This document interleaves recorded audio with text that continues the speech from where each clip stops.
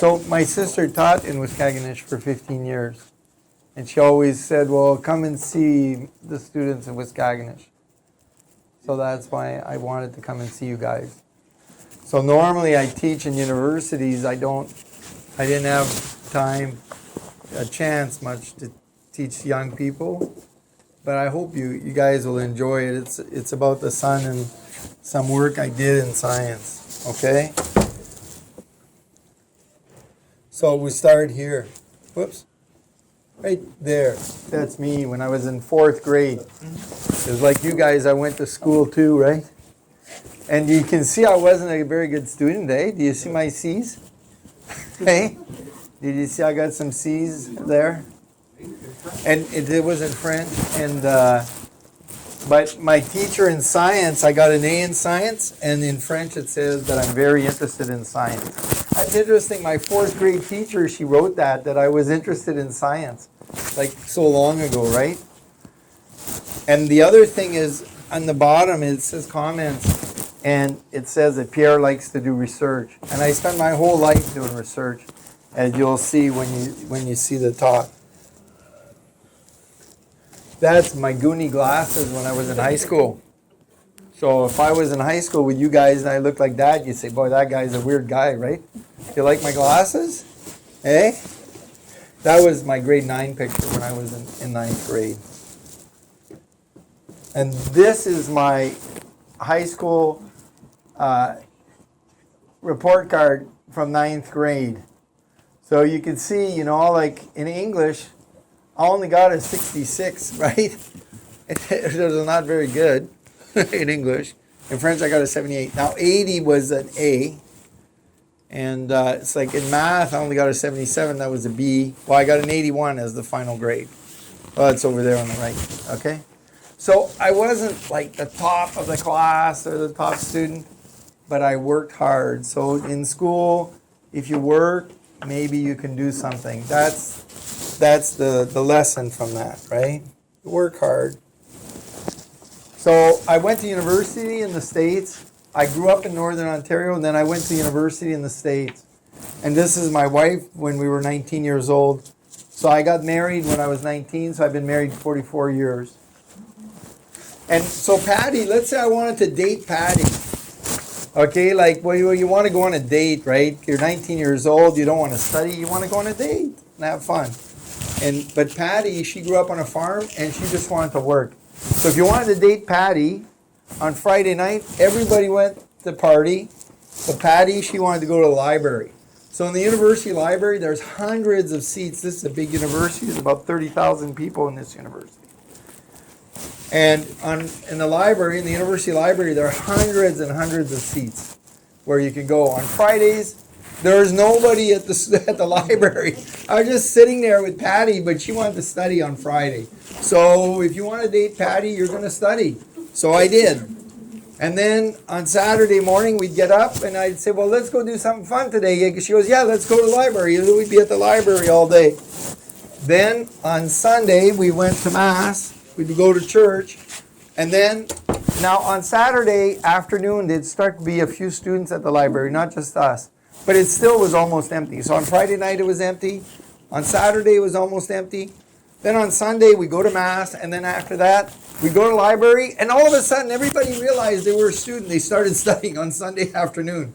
But we had been studying all weekend, okay? So she worked extremely hard, and she's one of the reasons I became a professor. Because when I was young, I didn't have a good focus, right? So you can be smart, but if you need somebody that's going to give you some focus, that you're going to work, right? And so Patty, she gave me some focus, and I got to be able to study and do something. So I went to school in Espanola, Ontario, and then I went to Iowa for school, and I got a master's degree in biochemistry with David Metzler. He's actually a very famous guy who wrote an important book in biochemistry.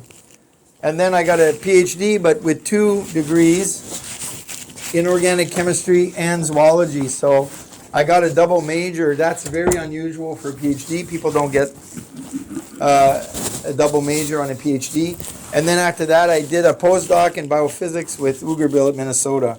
So then after that, I became a professor. I was very young when I became a professor. I was only 28 years old. And the school gave me about $2 million to start my laboratory. That was a lot of money for a young professor. And then I had appointments in biophysics. I was a professor of radiology, but then I had appointments in biophysics and all these different things, chemical physics and all these things. And in 1998, now I don't know if you guys know what MRI is. You know when you take pictures of MRI, pictures of the brain, you know what that is? Maybe you see the scanners, right? They take a picture of your brain if you're sick. So in 1998, I doubled the world record in MRI. So there was the highest magnet size of the 4 Tesla magnet. Tesla is just like how strong is this magnet? It was 4 Tesla. That's 40,000. Okay, the Earth's field is about, you know, you have a compass, right? And the Earth has a magnetic field. It's half a Tesla. So 1 Tesla, it's half a Gauss, I'm sorry, half a Gauss. And 1 Tesla is 10,000 Gauss. So 4 Tesla is 80,000 times the strength of the Earth's field. And this would be 160,000 times.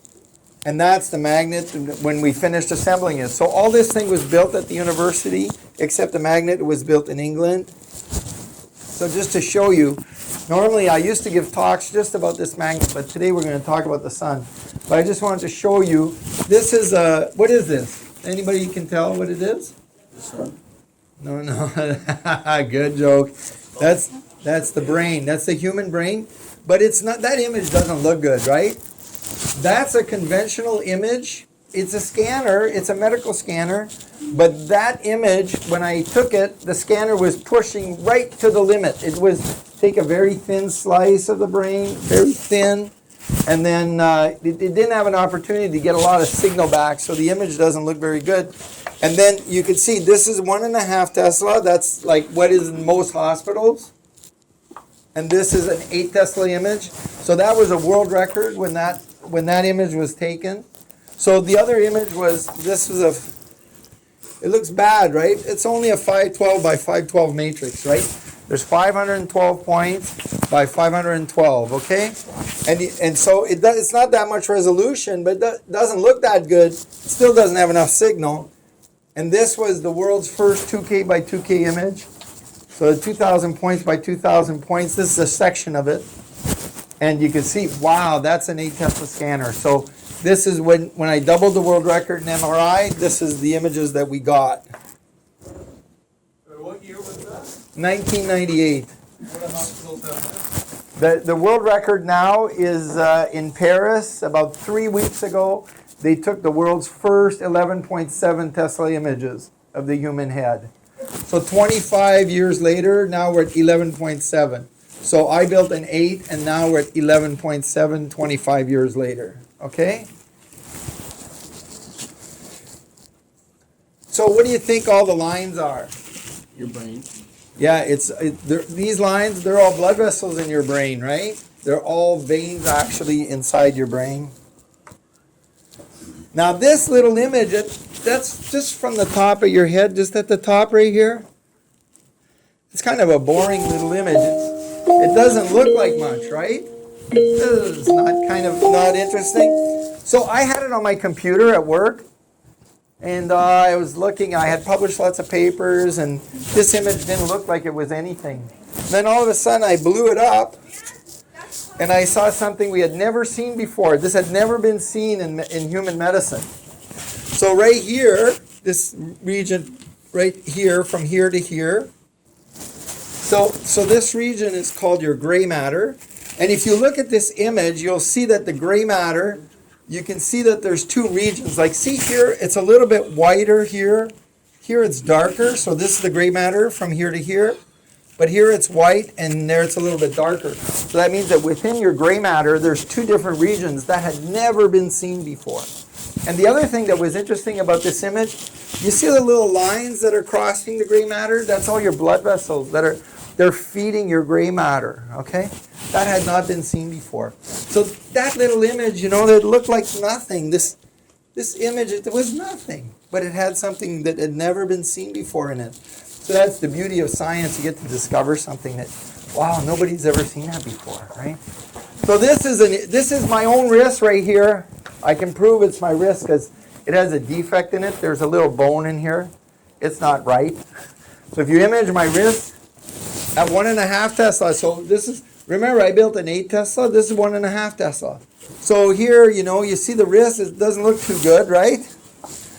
And then here it is at 8 Tesla. You can see, wow, it's not ever nice. And now all of a sudden you see all these layers. There's many layers here subdividing. Wow, this is an amazing screen. There's many layers subdividing the wrist, and you see all these layers very nicely at 8 Tesla, right? Then you just compare that, right, to this, right? So that makes something quite nice that we can see. That's when I was a little younger. You see I had some hair then? A little more hair there. Okay? And this was just showing that it was the world's most powerful MRI that we had built at OSU, right? And then I wrote a book. You can still buy this online. The ultra high field MRI. Because it was ultra high field because the image was being taken at 340 megahertz. So that was a new world record. Before it was 170 megahertz. And the ultra high field is 300 megahertz and above is ultra high frequency. So then I said this was ultra high field, 340 megahertz. Okay? And you can buy this book from Springer. This is a well-known company for science books.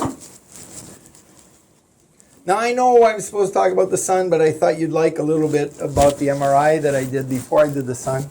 And these are the people that helped me. A lot of the people that helped me, a lot of them were faculty and staff, and some staff members. Like, when you're doing something, you need a lot of different people, all kinds of people, students and staff. So whenever you make a project, there's so many people that can contribute, right? Even artists. So the patient, he doesn't want to go in your magnet, right? Like in a tube and be scared, it's not comfortable. So we had an artist make the gantry, like the part that surrounded the magnet. An artist did that, and he picked the colors and he made it nice and comfortable so the patient, he wouldn't look like he's going into Pierre's science project, right? So that's important, right? So all kinds of people contribute. Now, after I built the MRI, I stumbled on something, and that made me think about the sun. And so then I left MRI in the year 2000. So think about that. We had the world record in MRI, and then now all of a sudden, here's a professor of radiology, he's doing MRI, and all of a sudden he says, no, I'm not doing MRI anymore, now I'm going to do the sun. Why did I change? Because I saw something that was important for the sun and to want to change all of astronomy. And what happened? So this is a picture of the sun here. This is a solar eruption. And you can see how enormous it is. That's the size of the Earth, right? So the sun is just so enormous compared to our Earth, right? So you look at that, you say, wow, we're pretty small compared to the sun.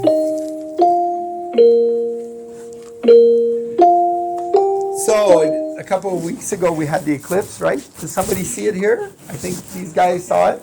Anybody got to see the partial eclipse? All right. So I was actually in Texas down here.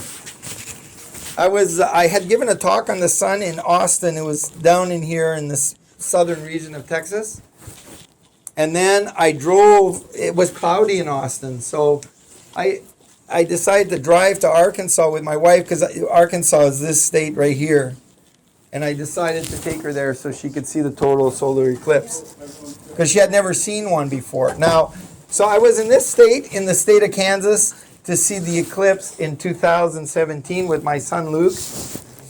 But my wife had to work, so she never got to see it. But she came to Texas, and then we got to see the total solar eclipse. This is where the totality was. So Waskaganish, it got 70% coverage. The sun was 70% covered by the moon. But here along this line and right through Ohio, the sun was totally eclipsed. The next total eclipse for you guys, since you guys are young, it'll be in 2044 in this part of Canada. In 2044, in 20 years, okay?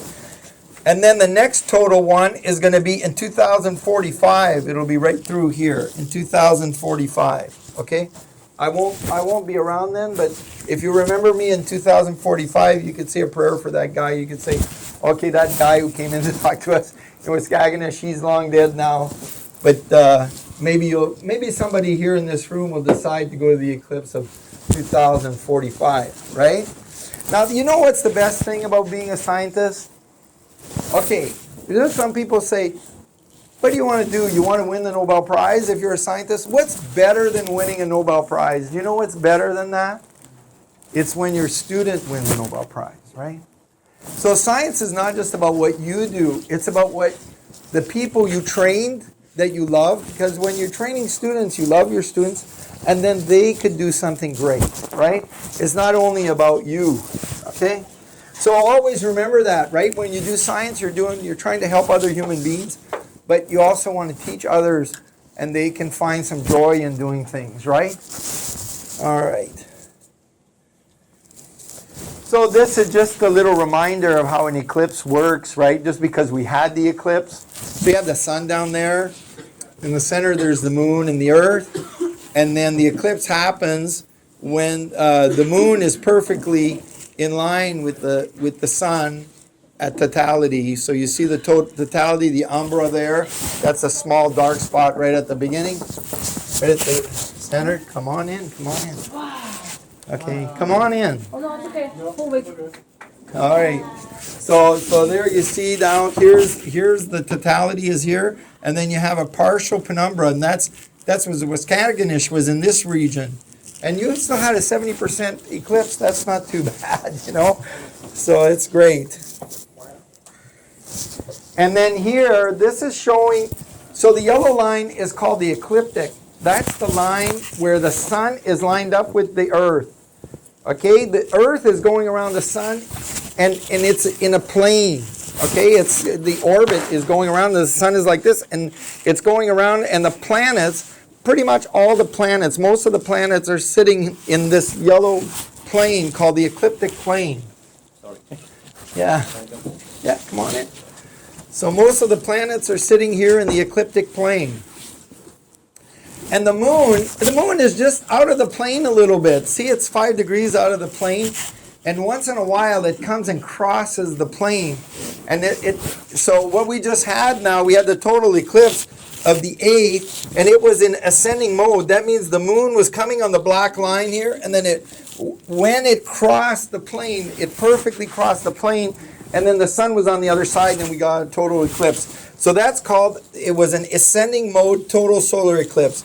But just before that, 2 weeks before, if you would have looked at the moon, it was doing a descending mode of a lunar eclipse on the 24th of March, 2 weeks before the totality is. So you always have a lunar eclipse just before you have a total eclipse. So in October, we're going to have an annular solar eclipse. Why is it annular? Why is it not total? It's because the moon is not always quite the same distance from the earth. Okay? It has libation. It moves sometimes a little farther from the earth. Sometimes it's a little closer. So when it's just at the perfect spot, okay? So the distance to the sun and the moon, so the moon is about the sun is about 400 times further to us than the moon is. But the sun is also 400 times bigger than the moon. Just remember that. 400 is the number you want to remember when you're thinking of eclipses. So the moon is 400 times smaller than the sun, and it's 400 times closer than the sun. So that's why it perfectly eclipses the sun when it's, you know, sometimes if it's a little bit too far, it's not going to eclipse the sun. You get an annular eclipse. You see just the outside of the sun. You'll see a ring, right? Instead of totality like we just got. So there's a picture from the eclipse of 1999 by Luc Viator. And you see the sun, you see the corona of the sun, and then you see this kind of reddish area that's called the chromosphere of the sun. And the chromosphere is a super interesting area, but we're not going to talk about it too much today, unfortunately. This is a picture my son took. Now, I have to tell you, it was a great experience to be with your son to see a total eclipse. So if you guys are going to be adults now in 2045, and you might decide to take your children to the States and go and share a total eclipse of the sun. Now you guys saw a partial one in Waskaganish, but the total one is just amazing because when it's total, it becomes completely dark. And then the birds go crazy, all the animals, they don't know what's going on, right? So you see all these strange sounds and everything becomes dark and you see the sun just like that with the corona on the outside. It's a great experience to see. Now this image is nice. You see the corona on the outside and you see the moon a little bit on the inside. You see it? So I love that image. And this, so this came from Mexico. This 2 weeks ago. This guy, Robert Neufer, is a great photographer. He's actually from Switzerland. And he went from Switzerland with his wife to Mexico. And he's a great photographer, and he got this beautiful eclipse shot of the sun. Now here, this is like, eclipses, they're just, you have to think, okay, now, think about maybe 500 years ago when the Cree were here. We didn't know too much about eclipses, right? And when they had eclipses, the people, they didn't know what was going on because it's so rare that you can get an eclipse, right? The chance of seeing an eclipse in your lifetime is very low. And if it's a partial eclipse, the sun dims, but you still see daylight, right? But it was a total eclipse. It becomes completely dark in the daytime. So here, this is the battle of the eclipse of tails. So what happened was these two nations, they were fighting for 5 years. They were just killing themselves for 5 years, okay? And while they were at war, during the battle, there was a total eclipse. Well, they were so scared, they decided to stop fighting. So they made peace, and then the two peoples, they intermarried, and then there was peace now between these two civilizations. So that was in 585 before Christ. Now, there's one other thing that's neat about eclipses, is that the moon, I told you, it's the perfect size to eclipse the sun. So this is a picture of Phobos. It's a moon from Mars. It's one of Mars's moon.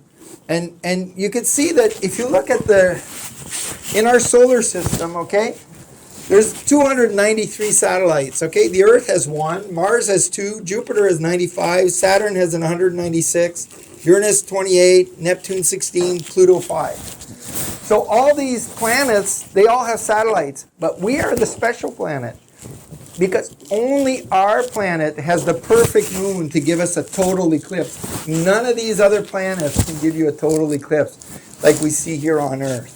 So I do think we're kind of special because we get to see that, right? You get to see that. Maybe someday, like I said, you guys will get to see a total eclipse, eh? Sorry, it was just taken by a rope? Yeah, it was taken by a satellite from I think it might have been a lander on Mars that took the picture. All right, so this is the photosphere of the sun. You see the photosphere, it's beautiful, so you see the sun, this is invisible light, okay? And you see the sun, and it's got these white spots here and sunspots. These are some sunspots. And so when the sun goes active, normally the sun, it goes active every 11 years. So it's quiet, and then it'll become active, it'll have sunspots, and it goes quiet again, and then it gets active again, okay?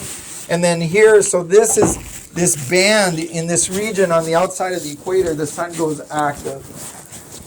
Now this is Stonehenge, and it's interesting because it dates back 5,000 years ago, right? Stonehenge is 5,000 years old. It's in England, and so you see it dates back, so it's 3,100 years before Christ. And people think that maybe in Stonehenge, that Fred Hoyle, he's a very important scientist, and he said that Stonehenge was used to predict eclipses. Now these are huge stones, much larger than me, and that they could be used to predict eclipses. Now that is controversial. Not everybody agrees with that, but that's okay. People don't have to agree with you, right? Now in ancient civilization, like in China, people thought that eclipses occurred because there was a dragon and he's eating the sun. Okay? But what was interesting is that in China, the eclipses were viewed as a bad sign for the emperor because the emperor he ruled by the blessing of heaven. So heaven said, you can be the emperor, you're going to be our ruler, okay? And so he ruled by the blessing of heaven. So when there was an eclipse, they thought, well, heaven doesn't like our emperor anymore, right? So emperors were really scared of having an eclipse, that people would think that they're not a good ruler anymore. So what happened was they hired astrologers to try to predict eclipses. And there was an emperor called Kang, and 2,000 years before Christ, he beheaded his 2 astrologers because they failed to predict the eclipse for him. And then you can see on Chinese garments of emperors, they often have dragons that are eating the sun. So for us, in North America, maybe the Mayan civilization is the most interesting because they associated eclipses, solar eclipses, with war and death. So when they saw a solar eclipse, they thought, okay, there's going to be a war. Okay? And the women were scared of eclipses for both lunar eclipses and solar eclipses. They were scared of eclipses for their babies. When they were pregnant, and they were scared that the eclipse would hurt their babies. So what they did was the women would wrap their stomachs in a red cloth to protect their baby. So isn't that a beautiful idea that these moms were protecting their babies, right? Even before they're born.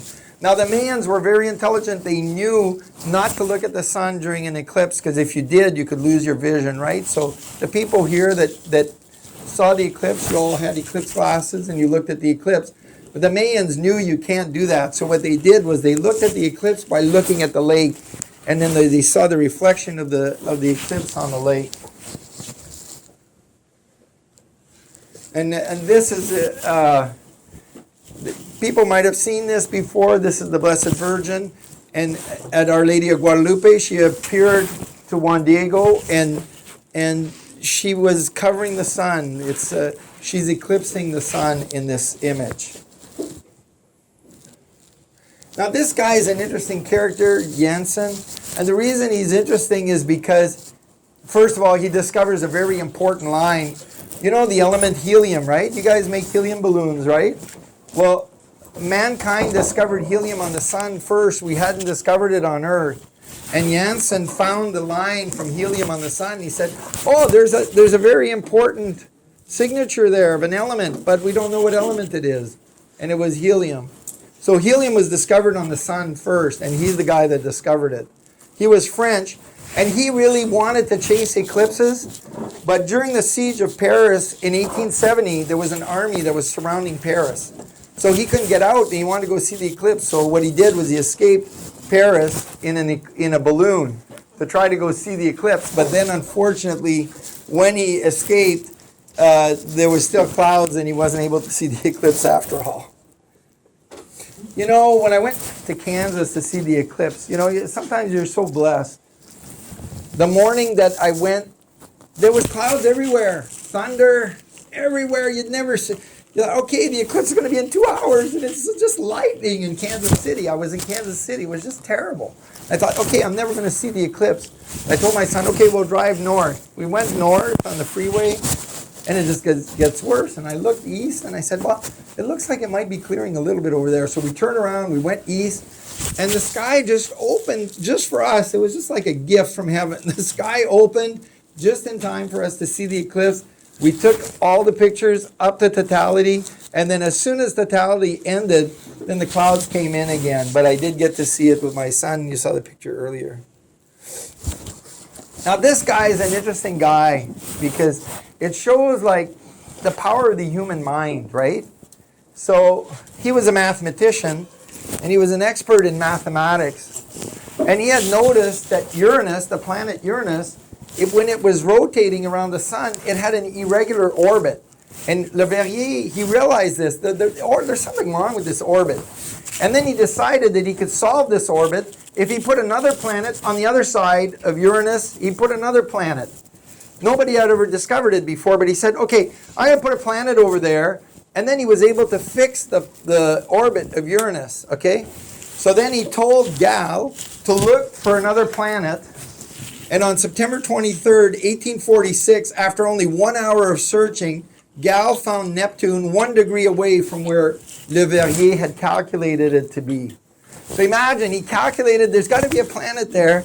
He tells his buddy, hey, go look for this planet, and they found it. So Arago had said that Le Verrier found a planet at the tip of his pen. That's kind of a nice way of saying that what a great scientist, right? He was able to calculate that the planet was there. And he ended up naming the planet Neptune. It's the most outer planet before Pluto. And Neptune is named after the god of the sea. So now we're going to skip a little bit of the lecture here because the lecture is maybe a little bit long. But Le Verrier also, there's a problem with Mercury. Maybe I'll tell you about how are people doing? You want to hear about Le Verrier, what he discovered? So, you know, there's a planet, Mercury has an irregular orbit. So the perihelion of Mercury precesses. So here it is. Here's the orbit of Mercury. And it actually precesses like this. So as Mercury rotates, the whole orbit is turning like this. Okay? And Le Verrier had decided that if you said that there was he's always looking for a planet, and if you put a planet between Mercury and the Sun, you can cause this perihelion precession, is called, of Mercury. Now, so they started looking for the planet, and in the eclipse of 1878 specifically, people went and looked for this planet. These are all the different years from 1851 to 1890. And so people went here in Wyoming to look for a planet that Le Verrier had said we should find. And the planet, who watches Star Trek? The planet was called Vulcan. Now, if you watch Star Trek, you see that Spock, he's from the planet Vulcan, but not this Vulcan, another Vulcan. But that's probably where they got the name for the movie, because they were looking for this planet called Vulcan. Of course, Vulcan did not exist. So, there you go. So the question for us today, or for me, is, does the sun have a real surface or not? Okay, now it seems like such a simple question, right? When you look at the sun, does it have a surface, or is the surface an illusion? So the astronomers, now remember, I'm not trained in astronomy, I'm a chemist, right? But I got into this mess by looking at problems, and there are complicated problems of how I got into this mess. But the question is, does the sun have a surface or not? That's a very important question. If it has a surface, it changes all of astronomy. And then that's a little bit hard to explain to you why it does. So currently, scientists believe that the sun is a gaseous plasma. That means, you know, it's a gas, and you just compress it, and you take a gas cloud, and it self-compresses to make the sun. That's what we believe today in astronomy, okay? But because it's a gas, does a gas have a surface? No, it doesn't. Gases can't have surfaces. Only real bodies have surfaces, like liquids and solids. So gases don't have surfaces. So the astronomers tell us, well, no, the sun doesn't have a surface. It's an illusion. It's an optical illusion. There is no surface on the sun. And I'm saying, no, the sun does have a real surface. So now I wrote a paper, 40 proofs that the sun is condensed matter. That means it's either a solid or a liquid. It's not a gas. There are 40 proofs that it's not a gas. Okay? So this is an important thing for us. Is the sun a gas or not? Now, if the sun is not a gas, if it's a gas, you have a big bang, okay, and you have black holes. If it's a gas, you can have both those things. If the sun has a real surface, you can't have a big bang and you can't have black holes, right? So you guys know, like, people always talk about black holes. There's black holes. They're discovering, they're imaging black holes. They think they see black holes everywhere, right? Now, so what I'm saying is, no, the sun has got a real surface. It's a liquid. And as soon as you make it a liquid, all that stuff disappears. So this is one of the lines of evidence that the sun is a liquid. So here, you see the sun, it has if you're on the surface of the sun, the surface rotates. It has differential rotation. It's called differential rotation. So those are the black arrows right here, right? There's the motion, there's material in the sun, and it's rotating that way, right? But the other thing the sun has, it has solar winds. So the winds are coming perpendicular to this rotation, right? So the winds are perpendicular. So if this thing is a gas, how do you do that? How does a gas have orthogonal behavior of material? You can't have that. So this is one of the simple proofs that the sun cannot be a gas. Now here, this is an image of a sunspot at very high resolution, okay? Now how does a gas do this? This is real structure. Gases don't have real structure. So how do you get structure in a gas? And when you image the sun, when people image the sun, they say, oh, we see canyons and valleys and mountains. Well, when you guys are walking outside, you see canyons and valleys and mountains. You're not looking at a gas. You're looking at a solid, right? Or a liquid, right? So these are called the granules of the sun. If you blow up the sun, and you really blow it up, inside you see these granules, okay? These little structures. So what's happening is you have material that's bubbling up from inside the sun, and it rises, and then it makes these granules, and then the material comes back down, okay? So how do you get these granules? Now, interestingly, in your kitchen, you can make this, okay? And they're called Baynard convection. So it's, you take a sauce, and you can look online on Baynard convection, and there's all kinds of little recipes to how to see these kind of convective cells on a stove. You take a pan, you put a fluid in it, and you heat it up, and you'll get these convective cells, okay, of Baynard convection. Well, Baynard convection cells are surface-driven phenomena. In order to have them, the material has to have a surface. So that's one of the proofs that the sun has a true surface. Now this is an easy one. What does it look like? So this is the surface of the sun, right? The orange part. And then there's a flare that went up. The sun sent material up in the air, and then the material came back and it hit the surface of the sun. And when it hit the surface of the sun, what did it do? It made these rings. See these expanding rings? What does that make you think of?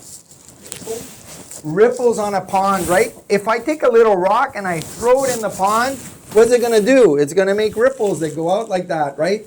That's a proof of a surface. A gas cannot do this. So this is one of the easy proofs that the sun has a true surface. Okay, now, you know, you guys are young, and sometimes when people are young, they think, well, all the science has been done. What do I care? I'm never going to contribute anything because it's all been done. All these scientists have already figured it all out. So what's the answer? The answer is they didn't figure it all out. They made some mistakes. And it's the young people that are going to change science. Okay, so that's, actually Max Planck said that science belongs to the youth. It doesn't belong to old guys like me. It belongs to young people that can change science, okay? So this is what I propose about the sun, that the sun has a real structure. So people think it's a gas, and I'm saying no, the sun has a real surface, and it has lattice arrangement. And there's scientific reasons why this is the lattice that should be the correct one for the photosphere of the sun. So I'm not just saying it's a liquid, I'm invoking that there must be structure. So it's a little more complicated than just saying that the sun has a liquid, that the sun behaves as a liquid. Here's something interesting about helium, that when the sun is active, see when it's quiet over here at the top, you see that there's just the sun and there's no material around the sun. And then, sweetheart, so see right here, there's no material around it, but when the sun becomes active, see now it's emitting helium. So you see helium-2 lines. So when the sun becomes active, the sun is ejecting helium. Okay, that's quite interesting. So why is it that the sun becomes active? And we won't have time to talk about that today. But what I talk about is that the sun is it's degassing intercalate planes, and that's a little bit maybe too much for high school. But if you ever grow up, when you will grow up, if you ever are interested in this subject, I wrote papers and you could read them. And also I have a little channel online and you can see some evidences of why the sun is a liquid. So this is showing some solar activity. This is the sunspot cycle. So sunspots, the sun has spots on it. And when the spots appear, they first appear at high latitudes, okay? So Waskaganish has a high latitude, the equator has a low latitude, right? So Waskaganish is a higher latitude city, right? We're high on the earth. Whoops. I don't know how I did that. Isn't that interesting? Let's see, is it going to go back? I think like a smartphone, use your 2 fingers to shrink and expand. Ah, okay, see? That's why you know, professors, they don't know how to run slide projectors even. So you can see that when the sun goes active, it first has sunspots. This is the area of sunspots. And at first the sunspots are at high latitude, and as the sun becomes quiet, the sunspots move more and more towards the equator, and they give us this butterfly pattern. And then you can see these are the dates of solar activity, and we mark the cycles. So cycle 12, 13 at the bottom, that's how the sun becomes active. And remember I told you it's an 11-year cycle. I could talk much more about this, but we have limited time, so we're not going to. Okay, let's see. So this is showing how the sunspots change, how the activity of the sun changes with time. And it's interesting. See here, the modern minimum. So in 1600s to 1700, in 1650 to 1700s, okay? Now, if you had records of the Cree Nation back then, you would have seen that it was very cold in Waskaganish. Because at that time, the Thames River in London never thawed in the summer. It was so cold that England stayed through the winter. It became a winter all summer long in that period. So that was the modern minimum, okay? So we might get someday another minimum. And the question is, well, why do these minima occur? Now, there's my favorite person. We're at the end of the talk. And now I just tell you that I've been married 44 years, right? And my wife, remember I told you she was such a hard worker, and she became an emergency doctor. So if you go to the hospital and you have an emergency, that's what she does. She's an emergency doctor today. So we're going to have our 44th wedding anniversary. Now, when I went to Germany a few years ago, there was this guy, Alexander Unziker, and he wrote a book. Now this is the book in French. In English, it's called The Liquid Sun. It's available online. But anyhow, Unziker writes about science. And he says, okay, a liquid sun, it's a revolution that's coming in astronomy, right? That astronomy is all going to change. If the sun is really a liquid, everything is going to change in astronomy, okay? Because the sun is the key to astronomy. If you change our understanding of the sun, you'll change everything, okay? So that's it. That's the end of the talk, okay? I hope you guys enjoyed it. Thanks for coming.